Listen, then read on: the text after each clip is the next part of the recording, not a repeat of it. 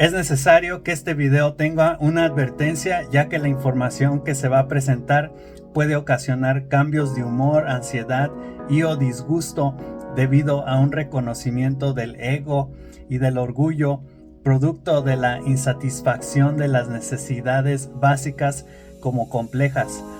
Hay algo que me empezó a pasar mientras leía la biografía de Karen Horney, y no sé si es porque tengo más de 30 años de edad o si sencillamente es porque sus conceptos te llevan a indagar no profundamente en ti, sino realísticamente. En realidad, Karen Horney era una realista que trataba de destruir conceptos idealistas que uno mismo se crea, y lo mismo empecé a hacer conmigo. Para nada he logrado dejar de ser un idealista, pero repasando sus ideas una vez más y teniendo el video como recordatorio, me podré servir de un memento para no olvidar y practicar las ideas.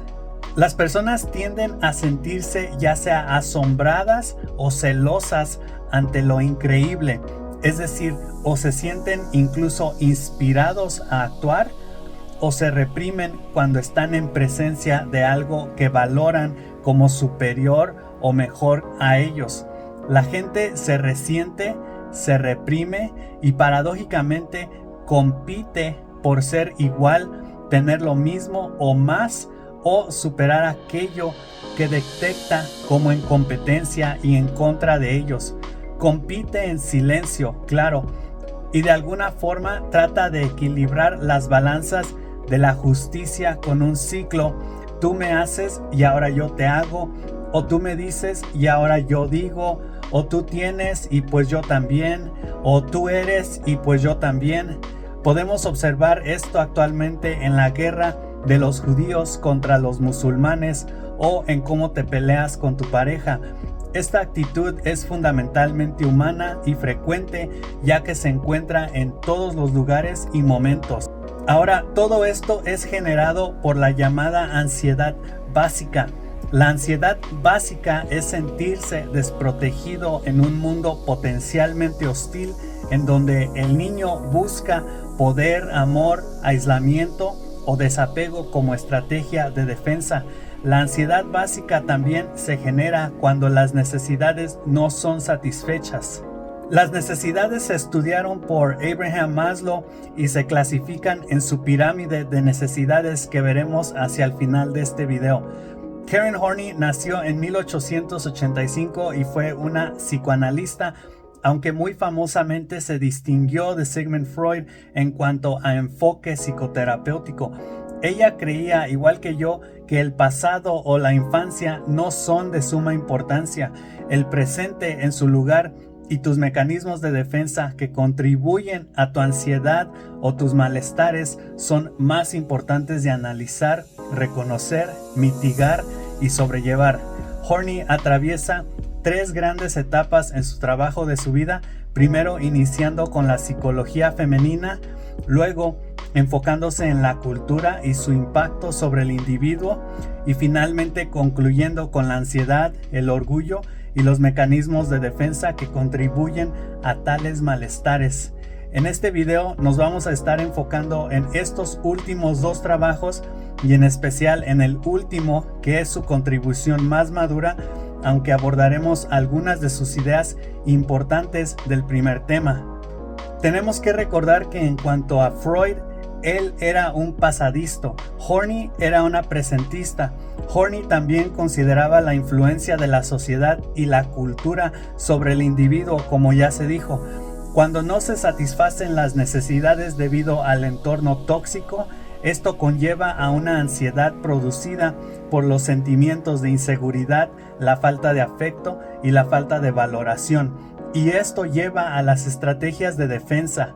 Creo que Anna Freud también había explorado los mecanismos de defensa, es decir, las mentiras que nos decimos para no enfrentarnos a la realidad. Pero Horney añade lo que ella llama el sistema de orgullo, el cual está construido con base a una búsqueda de la gloria y consiste en orgullo neurótico, exigencias neuróticas, deberes tiránicos y odio hacia sí mismo que uno mismo se produce. El sufrimiento psicológico, se puede decir, es lo que muchas veces nos lleva a querer comprendernos, ya que Horny sufrió mucho en su vida con personas como su madre y Eric Fromm. Esto inevitablemente la llevaba a querer comprenderse mejor para sanar, y una característica paradójica de su personalidad la podemos ver claramente en cómo pensaba de Freud con un sí pero no. Esta actitud contradictoria aparentemente es más humana de lo que muchos pensamos, ya que nos habla de una incompletitud. Todo inicia con una concepción de Alfred Adler llamada la búsqueda de la gloria. Yo me atrevería a decir que empieza más bien con una discriminación y comparación de forma negativa con el ambiente y mi contexto en cuanto a juzgar y clasificar a los demás o a las demás cosas como cualitativamente mejor o superior que yo. Estilos de vida, habilidades, belleza y estética, posesiones, etc. Es decir, yo veo que mi amigo se compró un carro y yo no. Ahora yo quiero uno. Me encuentro en la búsqueda de la gloria. Es una cuestión fundamentalmente humana el querer salir adelante, ser mejor, y el espíritu competitivo que eso conlleva no es del nada malo o dañino. De hecho, Horny empieza su primer trabajo comparándose y compitiendo con los hombres, y esto la impulsa a querer desarrollar mejores teorías e ideas. De hecho, Horny empieza su primer trabajo comparándose y compitiendo con los hombres, y esto la impulsa a querer desarrollar mejores teorías e ideas. Aquí también me gustaría marcar que Adler fue el que hablaba del poder, así que estamos ante ideas que involucran tanto el poder como la búsqueda por la superación, tanto personal como en sociedad. En relación con las ideas de la psicología femenina, Horny expresó lo contrario a la conocida envidia del pene de la mujer hacia el hombre de Freud, expresando en su lugar lo que Horny llama la envidia de la matriz del hombre hacia la mujer. Esto explicaría por qué el hombre siempre trata de construir, crear y producir. Sería por su falta de habilidad innata para la creación, ya que la mujer es quien gestiona y da a luz a los bebés. La pregunta real en este caso sería saber por qué el ser humano tiene la tendencia a crear. ¿Será para evitar una muerte filogenética sencillamente, o habrá otra razón? Horny rechaza la idea de que la anatomía es destino y se inclina más por darle peso a las ideas culturales y sociales del género. De cualquier forma, aquí comienza a verse la influencia que tiene la cultura y lo que piensa la sociedad en sus ideas. Horny también atribuye el egocentrismo neurótico a un líbido narcisista, la hostilidad al instinto de destrucción, la obsesión por el dinero a un líbido anal y la codicia a la oralidad. Llama a las personas que no han resuelto sus dilemas culturales hijastros de la cultura, personas que han sentido profundamente las diferencias entre sus personalidades y la de la cultura. Las estrategias de defensa que se desarrollan para tratar de sobrellevar la neurosis es justamente las que contribuyen a que la neurosis persista. En otras palabras, es un círculo vicioso. El ser humano tiene necesidad de amor, poder, prestigio y posesión. Y cuando estas necesidades están satisfechas, entonces el ser humano se encuentra en condiciones favorables para desarrollar a su yo o self real. El yo real contrasta con el yo ideal, en cuanto que el yo real es la persona que soy verdaderamente y actualmente, y el yo ideal es la persona a la que quiero llegar a ser. Horny dice que hay dos tipos de estrategias de defensa. Las primeras son interpersonales, y estas se basan en cómo tratamos a los demás, mientras que las psíquicas son las que empleamos en privado con nosotros mismos para mitigar las carencias y las insatisfacciones. Mientras más empleamos estrategias de defensa, más nos alejamos de nuestro yo real, agarrándonos de un yo ideal que nunca llegará a materializarse. En otras palabras, cuando hacemos las cosas por evitar algo, por necesidades y no por el gusto genuino de algo, posibilidades, nos alejamos de nuestro yo real. Horny describe 3 estrategias interpersonales de defensa que tienen su raíz en la concepción de pelear, huir o congelarse, ser sumiso, cuando una especie se encuentra bajo amenaza. Es decir, para lidiar con las demás personas, un individuo puede buscar lo que Horney llama soluciones expansivas dentro del marco de pelear. Las personas con soluciones expansivas necesitan lograr éxito, prestigio o reconocimiento. Me estaré concentrando en dos de los tres tipos que existen, los de la solución narcisista y los de la solución perfeccionista. Los de la solución narcisista son personas que crecieron siendo admirados desde muy niños. Necesitan continuamente la aprobación de quienes los estiman o de ellos mismos en forma de admiración o devoción. Su trato es que si se aferran a sus sueños y sus exigencias exageradas hacia ellos mismos, la vida les dará sin más lo que quieren. Si no lo hacen, podrían sufrir una conmoción psicológica, ya que no están preparados para enfrentar la realidad. Por otro lado, los de la solución perfeccionista tienen criterios extremadamente rigurosos, elevados y morales. Debido a lo difícil que es vivir de acuerdo con tales criterios, equiparán el conocimiento de los valores morales con ser una buena persona. El infortunio o los errores que cometen amenazan su trato y llegan a abrumarlos con sentimientos de desesperanza u odio hacia sí mismos. Ahora, las estrategias de defensas psíquicas generan lo que se conoce como la imagen idealizada y la búsqueda de la gloria. Dice, para compensar los sentimientos de debilidad, devaluación e inadaptabilidad, creamos con ayuda de nuestra imaginación una imagen idealizada de nosotros mismos a la que le atribuimos poderes ilimitados y facultades exageradas. Imagínense un niño jugando y creyendo que es un superhéroe. La imagen idealizada no nos hace sentir mejor con nosotros mismos, sino que más bien incrementa el odio contra nosotros y los conflictos internos. Más aún, ya que solo nos sentimos valiosos si somos como nuestra imagen idealizada, todo lo que no concuerda con ese esquema se considera fútil y se dibuja una imagen despreciable que se convierte en el centro de nuestro desdén. Según Horney, muchos oscilan entre el sentimiento de omnipotencia arrogante y el de ser la escoria de la tierra, extremos muy extremos psicológicamente hablando. Ahora, como no somos lo que debemos o queremos ser, nos vamos en búsqueda de aquello a través de la búsqueda de la gloria, cuyo objetivo es actualizar a nuestro yo. Es algo privado que hacemos de manera religiosa. Todo esto establece un sistema de orgullo con orgullo neurótico que exige que se nos trate de cierta forma, como también le exigimos a nuestro yo que sea de cierta forma. Nos volvemos tiránicos y controladores con nosotros mismos y con el mundo. La imagen idealizada da lugar al orgullo y a las exigencias. Nos vemos obligados a vivir de acuerdo con nuestra concepción grandiosa de nosotros mismos, y estos deberes son la base de nuestro pacto con el destino.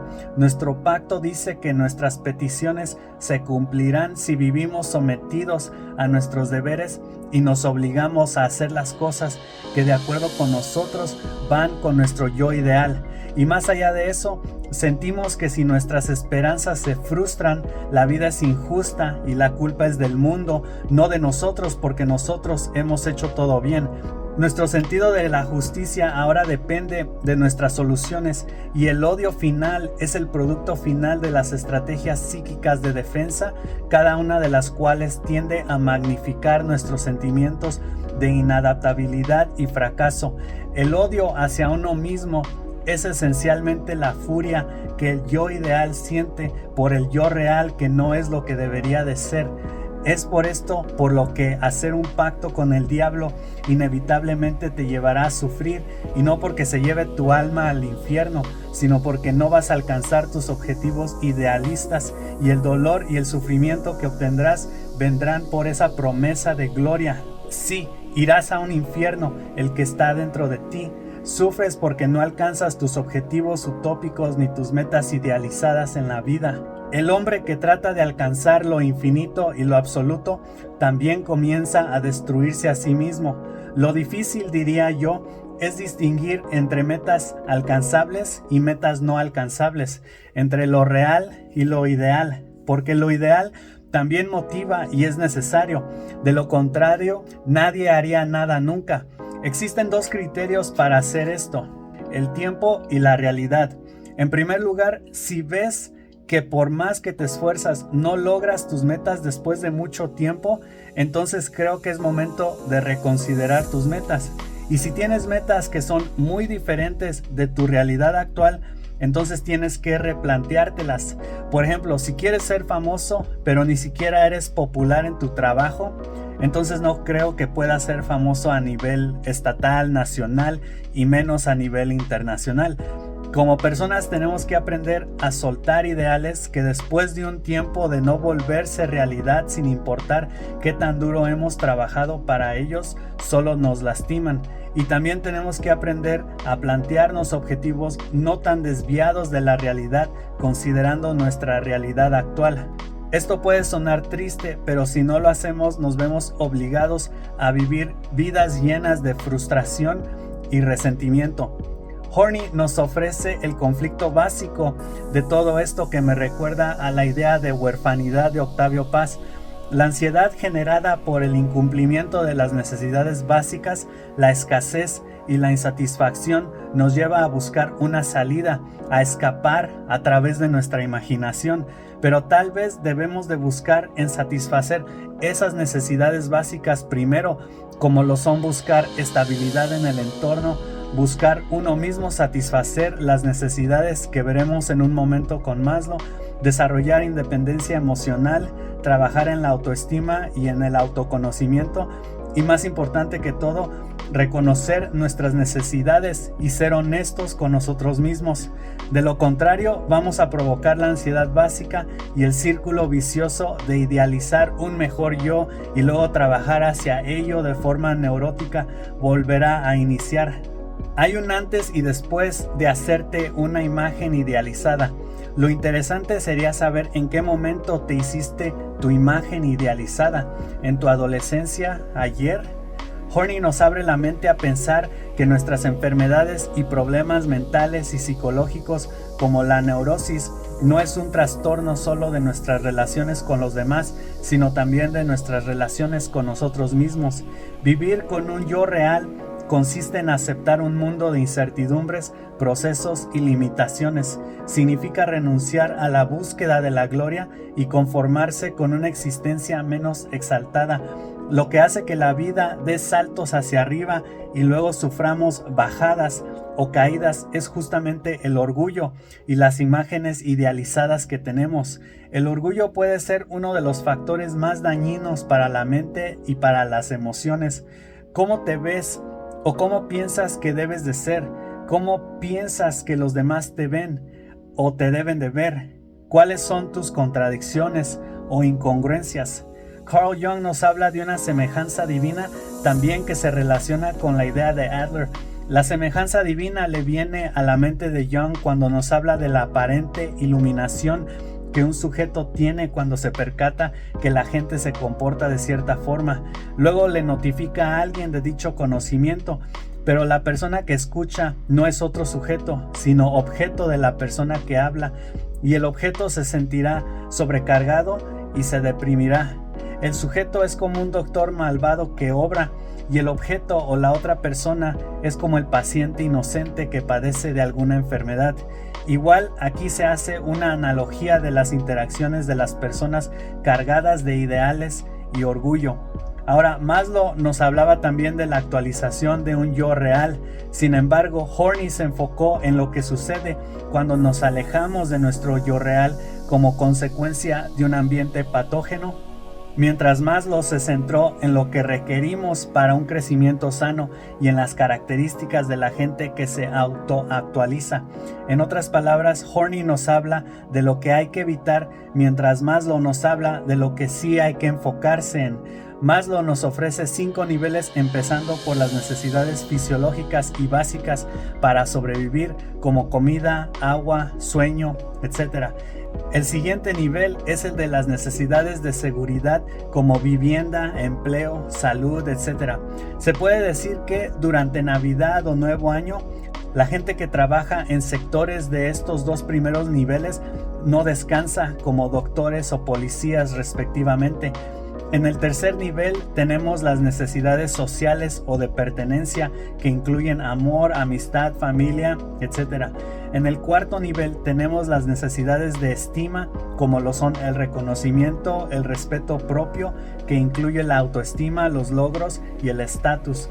Y finalmente tenemos el nivel de la autorrealización, que es el más alto e incluye el desarrollo pleno del potencial personal, como la creatividad, la moralidad y la resolución de los problemas. Las ideas de Horney pueden ser difíciles de aplicar y más aún de distinguir entre lo que son potencialidades irrealistas contra realistas, porque hay gente que cree que puede hacer cosas revolucionarias y aparentemente imposibles, porque ha habido gente que las ha hecho. La clave aquí es de nuevo el tiempo y la realidad, para redireccionar nuestra atención cuando lo que queremos lograr no lo logramos o no lo tenemos. A veces es importante también aceptar la derrota para seguir avanzando. Por último, la canción Fame de Irene Cara dice: fama, voy a vivir para siempre, voy a aprender a volar, siento que todo se une, la gente me verá y llorará. Es un claro ejemplo de la motivación como ilusión y esperanzas que uno se genera. Es igualmente importante recalcar que la ilusión prolongada rápidamente se vuelve desilusión, y esto ocasiona el distanciamiento con nuestro yo real. El yo real nos sirve para vernos al espejo y saber quién somos realmente, y siempre hay espacio para mejorar, y siempre se puede hacer de forma consciente, realista y responsable para la salud de uno mismo.